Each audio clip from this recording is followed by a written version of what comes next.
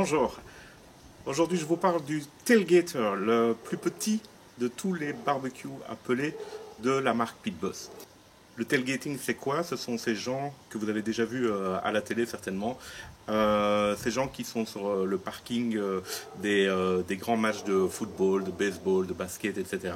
et qui prennent leur barbecue avec eux, qui font des réunions soit entre amis, soit qui arrondissent un peu leur fin de mois en faisant du barbecue et en vendant donc leurs sandwichs, leur préparation directement sur le parking des grands stades. Alors, le tailgater, donc c'est un barbecue qui est portable, en tout cas dont les pieds sont déployables. Je vais vous montrer ça tout de suite en image. C'est un petit barbecue appelé, mais qui a tout d'un grand, dans le sens où toutes les fonctions des grands barbecues de la marque Pit Boss et même de l'Austin XL, etc., se retrouvent sur ce petit barbecue. La seule chose, c'est qu'il est plus petit. Vous avez même cette fameuse plaque que l'on peut glisser pour accéder directement à la flamme et donc s'en servir comme un grill, comme sur n'importe quel autre barbecue Pit Boss. Voilà, je vous montre tout ceci en images.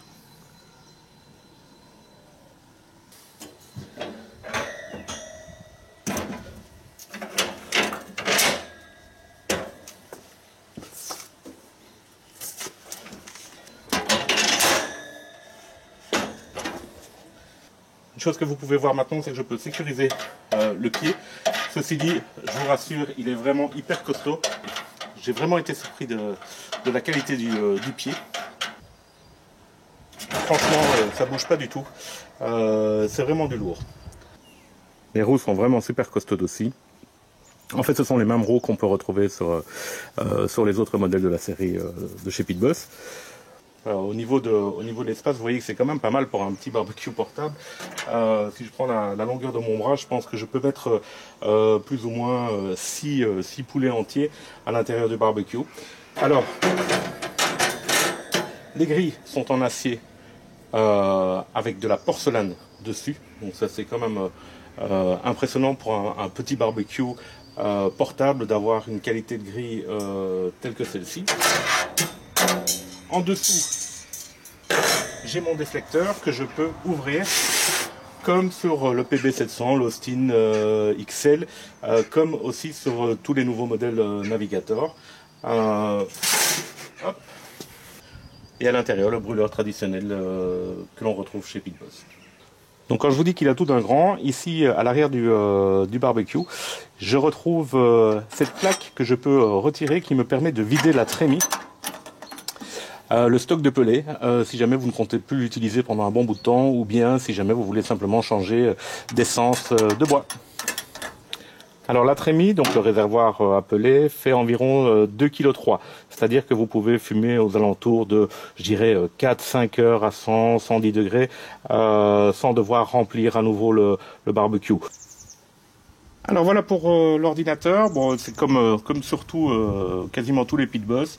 Le bouton d'allumage, le bouton Prime qui me permet de faire avancer la vis sans fin plus rapidement pour apporter plus de pellet à un moment donné si vous voulez fumer plus, ou bien pour vider cette vis sans fin.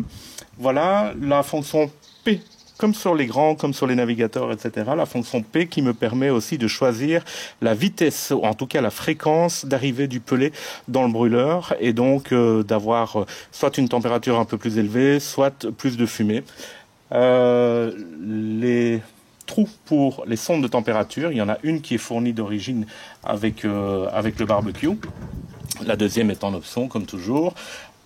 Et le thermostat, donc que je vais mettre sur Smoke pour le démarrer. Ce barbecue chauffe de 85 à 260 degrés, comme sur les grands de nouveau. Donc c'est vraiment son côté portable qui lui fait cette différence, sa surface de cuisson bien sûr, mais sinon il a, un peu comme on disait pour certaines voitures dans le temps, il a tout d'un grand.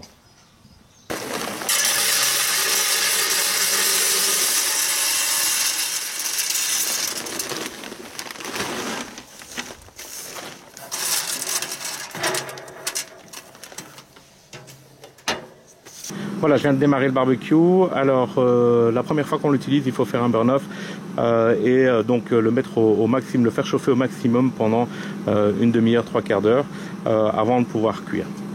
Alors, je voulais encore vous montrer ceci, c'est la sonde de température à l'intérieur du barbecue. Alors cette sonde, il faut absolument la garder le plus propre possible en tout temps pour éviter des erreurs de lecture de température.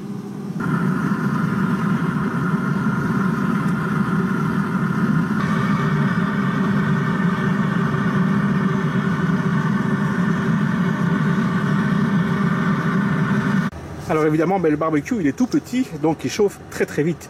C'est aussi pour ça que c'est pas vraiment nécessaire d'avoir une très grosse trémie, puisque en à peine 2 minutes j'étais déjà à 260 degrés, c'est sa température maximale de chauffe.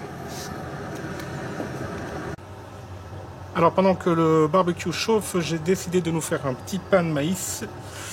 Hop, une cup de farine de maïs, une cup de farine traditionnelle, pâtisserie. Alors j'ai besoin de une cuillère et demie à soupe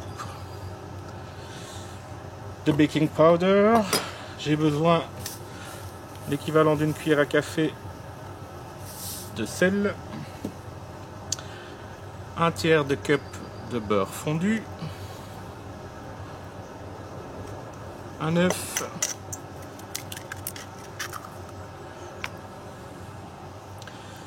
j'ai aussi besoin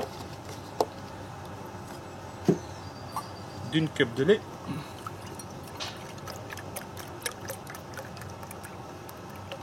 hop, et de 3/4 de cup de sucre. Voilà, je pense que je n'ai rien oublié. Maintenant il ne me reste qu'à mélanger.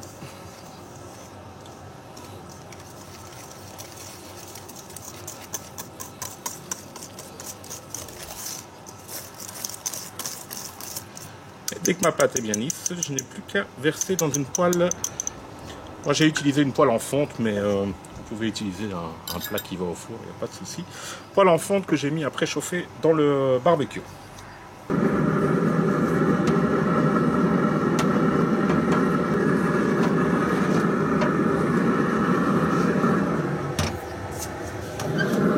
Voilà, alors le pain de maïs est cuit quand je pique et qu'il ressort bien sec.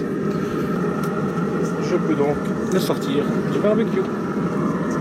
Aujourd'hui je vais fumer un poulet en crapaudine, poulet que j'ai saumuré pendant presque 30 heures dans une saumure à 6%. Première chose à faire, c'est retirer la colonne vertébrale.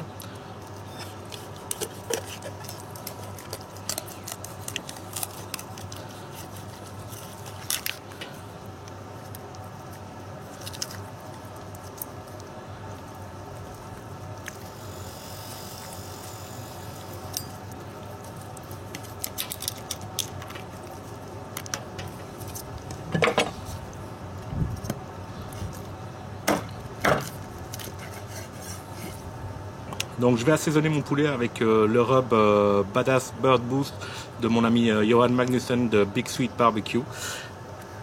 Ce rub est vraiment super sympa pour les volailles. Il donne une couleur magnifique.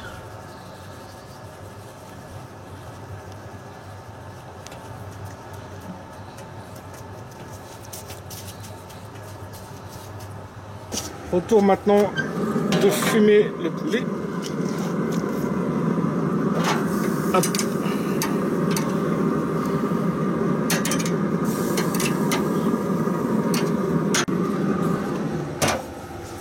Ok, il est temps pour moi d'ouvrir le barbecue et d'insérer la sonde à viande dans la poitrine.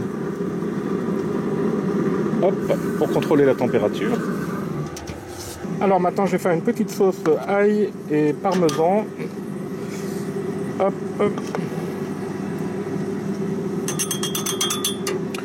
Pour badigeonner mon poulet.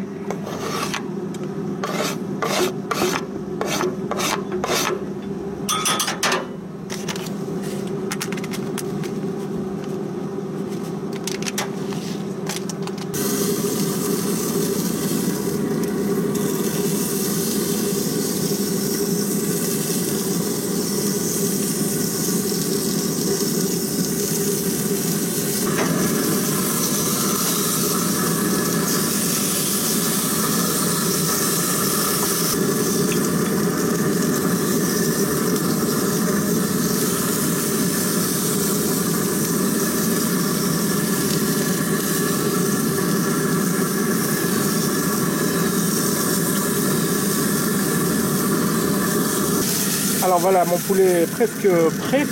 Je n'ai plus qu'à griller maintenant des épis de maïs. Donc j'ai ouvert la trappe et je vais griller en direct au-dessus du brûleur.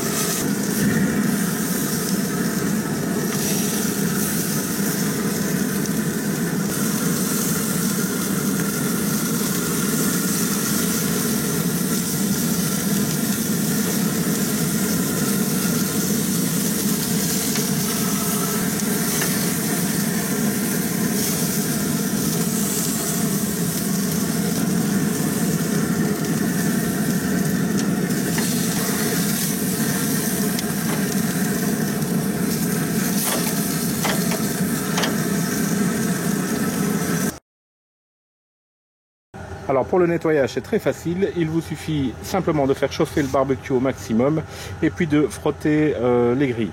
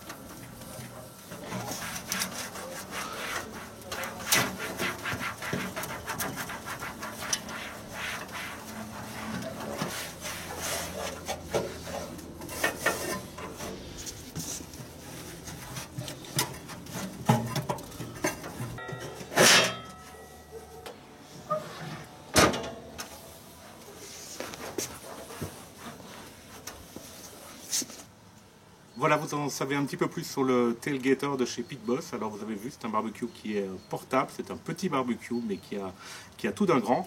Je peux absolument tout faire dedans, griller, fumer, rôtir, braiser, faire du pain, de la pizza si je le souhaite. Alors bien sûr, je n'aurai jamais la même stabilité sur un petit modèle comme celui-ci que sur un grand de la gamme, mais en pique-nique, en déplacement, c'est vraiment chouette. Alors bien sûr vous allez me dire oui mais en pique-nique j'ai pas forcément accès à l'électricité. Alors c'est vrai, ceci dit il y a des solutions qui sont en train d'être mises en place avec des systèmes de batterie qui vont pouvoir faire tenir le barbecue pendant une dizaine d'heures sans devoir utiliser un carburant comme avec un groupe électrogène évidemment. Voilà, à bientôt.